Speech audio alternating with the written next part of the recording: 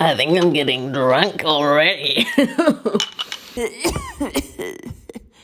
Trash. Hello everyone. Yeah. Welcome back to my crock. I know what you're thinking. Naomi, why is this a 24-hour eating only animal food video when you already did 1 week of eating animal food? You got a point. There's a reason for this video, and this reason is right here. This is a book I recently bought. Yes, I read the Anime Chef Cookbook, written by Nadine Estero. 75 iconic dishes from your favorite anime. And I was like, how can I challenge myself with this book? I didn't just want to make 1 recipe or 2 recipes. I wanted to make a challenge out of it. So I was like, why do I not just like make recipes out of this book for 24 hours? And I also wanted to challenge myself in that sense that I don't want to make the most popular anime dishes like I did in my 1 week eating anime food video. I want to make food out of less popular animes, which doesn't mean like nobody knows them. No Naruto, no One Piece, you get me. So all credit goes to Nadine. She did a lot of research, you can tell, and it's just a really, really cute book. I can only recommend you to buy it yourself. This is not an ad, a recommendation from me, because this video is literally me testing her book. So you're welcome, Nadine, or I'm sorry, Nadine.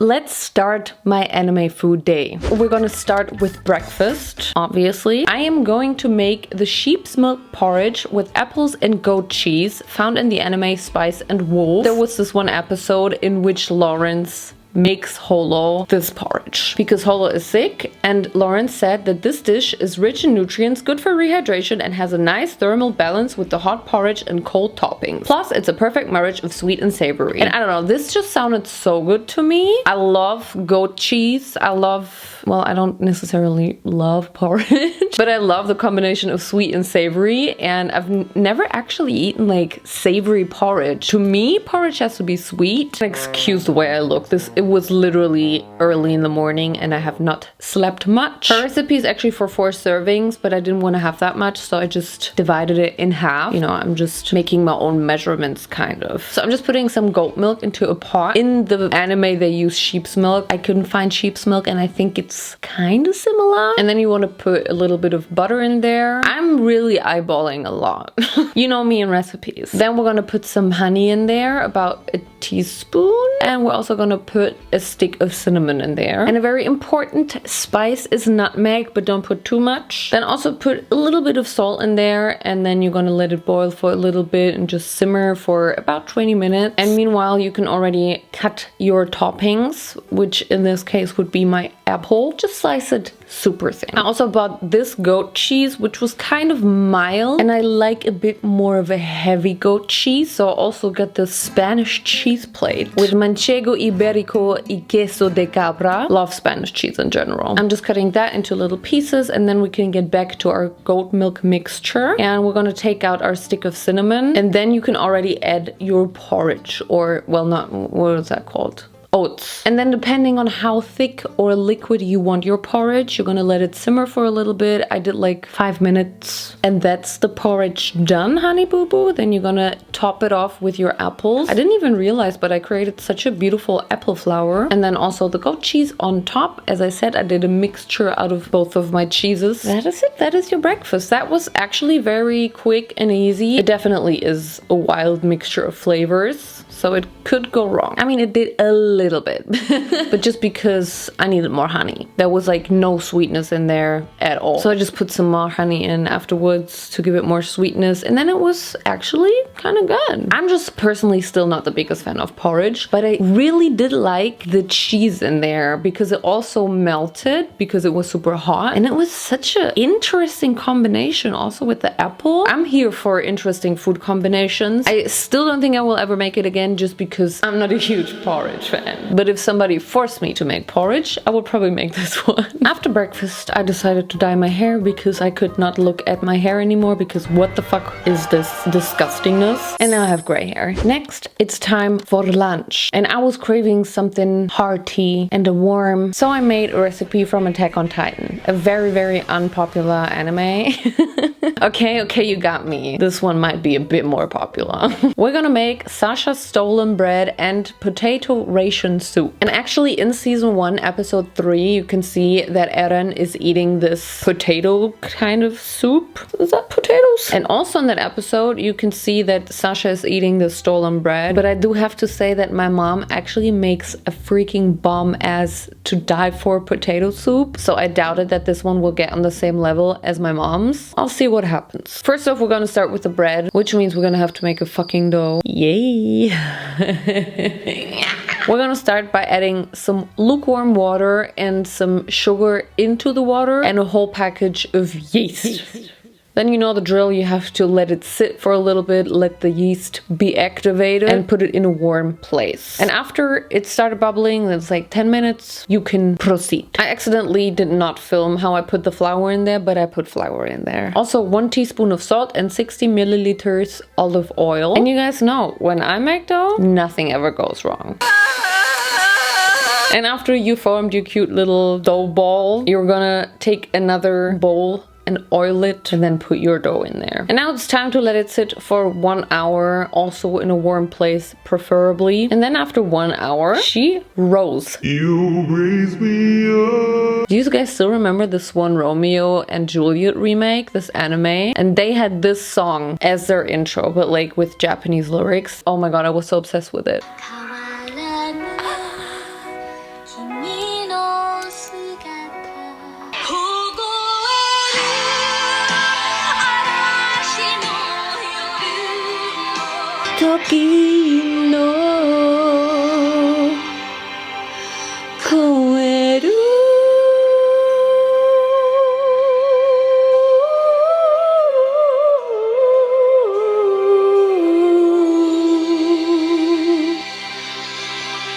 Slay. Anyway, you got your dough and the recipe told me to degas it by punching it in the center. Ugh. And then you're gonna spread some flour on your workspace and put the dough on there and divide it into 4 equal pieces because you want 4 breads in the end. I was supposed to make balls and then flatten the balls into a log shape, like roll it. What is this? It feels wrong. Is this a log? And mine were, I think, a little bit too long, but you know, I love long bread. You're gonna have to let them rest again. Don't bake them yet.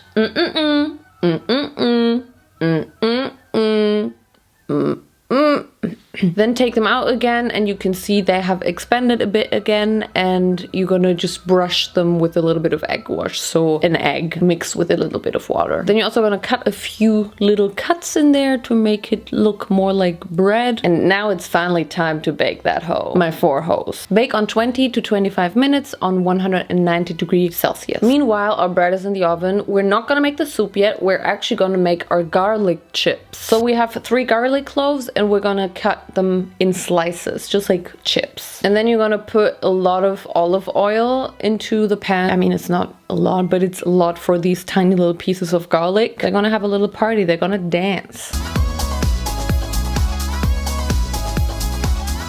And then as soon as I look like this, kind of golden brown and very hard, take them out and just put them to the side. Now we can finally get to the soup. I'm gonna cut my ingredients, which are celery, half an onion, and a carrot. And for this one, I once again did my own measurements because I didn't want to make 4 servings. Then you're gonna reuse the garlic oil that you just made, and you're gonna fry whatever you just cut. Cook it for a couple of minutes. Meanwhile, you can cut your potatoes. Make sure to use russet potatoes. Cut them into cubes, add them, and then you're gonna add some vegetable stock. Let it cook, let it do its thing for like 15 to 20 minutes. Let's take our bread out. This is what it looks like, and to be honest, it looks actually kind of good. I mean, they're a little flat, maybe they could have been a bit more round, a bit more height in there. As soon as your potatoes are soft enough, you can start mashing them. Some people also put it into a blender and just make it really, really fine. But I like a little bit of pieces in there, and I think that's also how they ate it in Attack on Titan back in the days. I don't think they had an electrical blender yet. And then you're gonna let it simmer for another 5 minutes without a lid, and then it's done, baby. Fill it into a bowl, and then you're just gonna garnish it with the garlic you just fried. And now it's time to have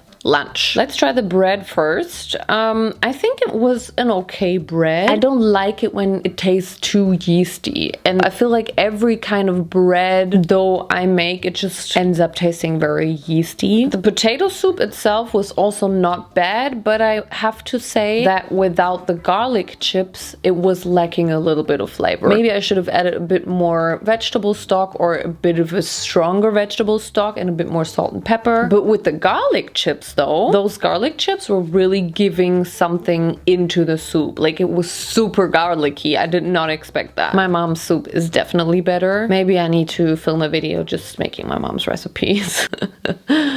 If she would reply to me on Telegram.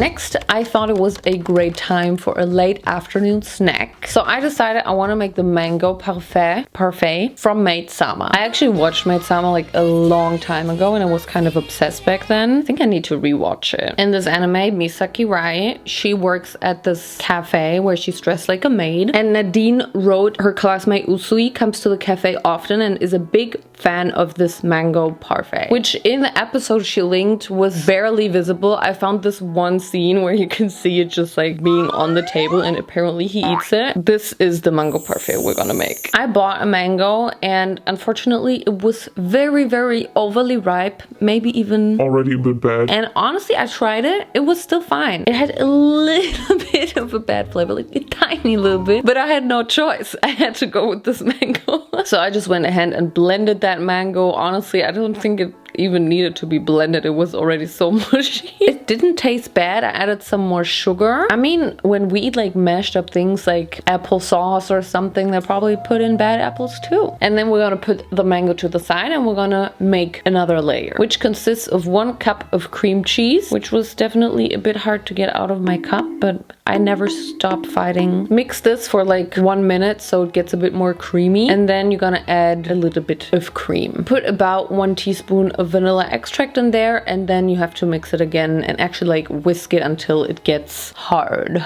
creamy. Then you're gonna put that to the side, and then I wanted to cut my toppings. I bought this other mango, but this one was definitely 100% not ripe. So I had to cancel this mango unfortunately and just go with my other topping, which was an apple. And then we can already start layering. On the bottom layer, put your mango puree. Top it off with your cream cheese mix. And then your third layer is actually cornflakes. Mine are unsweetened and organic. And then top it off with 1 scoop of vanilla ice cream. And a good old swirl of whipped cream. Oh, and the most important thing is the cherry on top. I just didn't have a cherry on top. The only thing I had was these dried cherries covered in dark chocolate. Then garnish it with your mango and apple. In my case, just the apple. And a little bit more of the mango puree. And then you have your mango parfait. Look at all the layers. It was actually kind of delightful. I really think the mango is the most important part of this, so it would be great if you had a mango that wasn't partially bad. You had so many different components in there. The ice cream was great in there. The apples, I wish I just had some fresh mango in there. I actually really, really like this one. So I would definitely go to the Maid Cafe. And next, it is time for dinner. I was actually still quite full from the mango parfait. Not gonna lie, but dinner was calling. This book was calling. For dinner, I wanted to make a drink. Not only a drink, but I wanted to make the drink first, so I can then just have it together with my dinner. And I'm gonna make the strawberry milk from Gintama. Pika! 大事なのはこれだ! そう、カルシウムだ! カルシウムさえ取っときゃ全てうまくいくんだよ! And I kind of get him though. I also really, really love strawberry milk, but I love everything strawberry. I think I had like 500 grams of strawberries, which was a lot, but I was like, well, if it's a drink, you know, I'm gonna drink it anyway. And then you put them into your pan along with 1 cup of water. Add 50 grams of sugar or as much as you like, really. And then let it boil for a couple of minutes. You can already see that I had a lot of water. It was more like a strawberry soup. When your strawberries are soft, you can start mashing them, and it was so watery. So I decided to like cook them a little longer to just let the water evaporize. It was still very watery. Then I put it into a blender because I wanted it to be super fine. Blend it up, and then you can add your milk of choice, which I did, and I also did end up with a lot of strawberry milk. But for now, let's just put it into the fridge and let's get to the dinner now. By the way, if you were wondering where there's like sun out in that sequence, I prepared this in the morning. Dinner time, everyone, and now we're gonna get serious. For this one, we're actually gonna dive into an anime video game, which is called Pokémon Café Mix. And it kind of is a video game about cooking, and we're gonna make this exact recipe. This dish, this Pikachu looking curry. Like, look, this is what it looks like in the book. How fucking cute is it? I can't decorate for shit. I'm not good at doing all of this, so I was scared of this recipe, but let's just get into this. We're gonna start off by making the turmeric rice, the yellow Pikachu rice. You're gonna cut up the half of a medium-sized onion, and then you're gonna just pan fry it for a little bit together with some butter, and then you're gonna add your rice of choice. I'm just gonna use sushi rice because it's very easy for this recipe, as it's like a little bit sticky. For this one, again, I have split the ingredients in half. We're adding some vegetable stock and 1 teaspoon of turmeric. Add some salt and pepper, and then you're just gonna cover it and let your rice cook, but only on medium to low heat. Don't make it too hot. And then after 15 minutes, I took the lid off, and there it is, my beautiful turmeric rice. I think I set the heat on a bit too hot, because you can see when I move it around with my spatula, it's like a little bit like burnt on the bottom. And now comes the shaping, bitches. We're gonna shape. Take about 125 grams of turmeric. I think I did a bit more. You're gonna need the cling foil because turmeric stains like a bitch. Put Pikachu's face on the plate, and then you're gonna do the ears. For that, I used about 45 grams for each ear. And then you're just gonna shape it like Pikachu's ears. I literally just looked at this picture for reference. The ears were a bit big, but you get the vision. Next, we're gonna use some nori sheets, and we're gonna make the eyes, the nose, and the mouth. And when I tell you that this was probably my least favorite part, because it was just such a small little detailed thing, and I was just getting so impatient. I had to do like so many different tries for the eyes and the nose, because it always came out too small, too big, too crooked. But I think for my terms, it actually came out quite good. So far, she looks still a little lifeless, but I think we're getting there. I also realized I forgot the little brown parts on the ears, so I also cut that out. And you can't forget Pikachu's blush, and I was not good at cutting my carrots like ovals. The blush ended up looking kind of cute. Love it. Oh, actually now comes the most annoying part, like ever, which is cutting fucking stars out of my pieces of carrots. I originally wanted it to make with this cookie cutter, but I realized it's like way too big for my carrot, so I had to freehand it. You know, it looked okay, and maybe I also improved a little bit with each carrot, but when it got to the potatoes, I was able to use the cookie cutter on those, but I didn't like how different the stars look to the carrot ones that I freehanded, so I also decided to freehand the potato ones. It's getting worse. And then I just put all of my stars into the pan. Apparently you have to do this so they don't lose their shape as soon as they cook in the curry, but this felt like such a waste of electricity. While our stars are cooking, we're gonna grate our garlic with the world's smallest grater. Don't do this at home. I also used this super tiny little ginger root and also grated it. That sounds so wrong. And now we're getting to the curry. We're gonna cut half an onion. You can cut it in small cubes. It doesn't have to be super fine, and just caramelize them in some butter for a couple of minutes. Meanwhile, I'm gonna grate some apples with my huge mandolin, which was also not very suitable for this because I thought I literally cut my finger off. Don't do this at home. As soon as your onions look like this, you can add your grated garlic and ginger. And I forgot to film it, but I added vegetable stock again, and my leftover potatoes and carrots, and also the apple that I just grated. Now comes the most important part, which is gonna make it curry. The golden curry mix. I only put 1 block in there, and then you're just gonna let it do its thing. I just realized that I forgot bell pepper.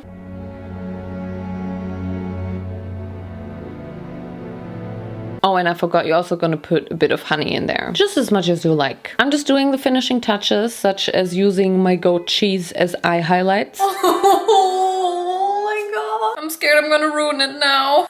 Oh. Oh, wait, I actually made perfectly enough for one person. What the fuck? I don't have any more rice. I don't have any more curry. Living life on the edge. There. Then I also cut some mozzarella stars. Oh! And here it is, my Pikachu curry. And I am goddamn proud, I have to say. This turned out so much better than I thought it would. Looks so good. Right? Can't wait to try it. You're not gonna try that. Sorry, Pikachu. It's cold. Oh, it's salty. Vincent, what's your Pikachu impression? That's not bad. Pikachu. Pikachu. Oh my god, I almost forgot my strawberry milk. My strawberry milk doesn't look so good anymore. What are you doing here? A faith. Cheers. That is not the best tasting strawberry milk that I have ever tasted. To be honest with you, it could have used a bit more sugar and less water. It's very watery. Strawberry water. All in all, taste-wise, it was really good. It was just way too salty, and I don't know why, to be honest. If you like want to impress your child or your boyfriend or girlfriend, really, or anyone, make this. That was actually my last dish, but I realized I have forgotten something. I actually wanted to have a drink for my lunch too. I already prepared it. I just forgot about it. I don't fucking care. We're gonna make it right now. We're gonna make the lemon sour from Mob Psycho 100. And that specific episode, Reagan realized he had no friends and he just got really depressed because of that. And then he went into a bar and ordered a lemon sour with heavy sour. And he got lit with it. But fun fact, there was actually no alcohol in it. I think the lemon sour cocktail actually exists and it usually is with alcohol, but we're gonna make Reagan's version without alcohol. I actually already prepared this 2 days ago because the lemons need to sit overnight and that's why I probably also forgot about it. But we're gonna cut 2 lemons and just slice them up into slices. And then you're gonna put it into some kind of glass container and then just layer by layer put your slices of lemons in there and then sugar. Just make sure that you have exactly as much sugar as lemons. For example, if you have 100 grams of lemons, do 100 grams of sugar. I hope when you do this, you can somehow do it better than me and not create an absolute fucking mess. And that you're gonna put into the refrigerator for at least 1 night, because in there it will create the lemon syrup that you want. Then I'm also gonna cut another lemon into wedges and those are gonna go into the freezer. It is 1 a.m. so what better time to have a drink? Am I right, guys? Got all of my supplies. Let's get drunk. First off, we're gonna squeeze a little bit of a lemon in there. Here is my syrup. But I do have to say, it looks kind of good. We're gonna add 2 teaspoons. And there you have your drink. Then we're gonna add one of my iced lemon wedges. I have lemon-shaped ice cubes. We need a lot of ice cubes, so all of these. And then just fill it up with some fizzy water.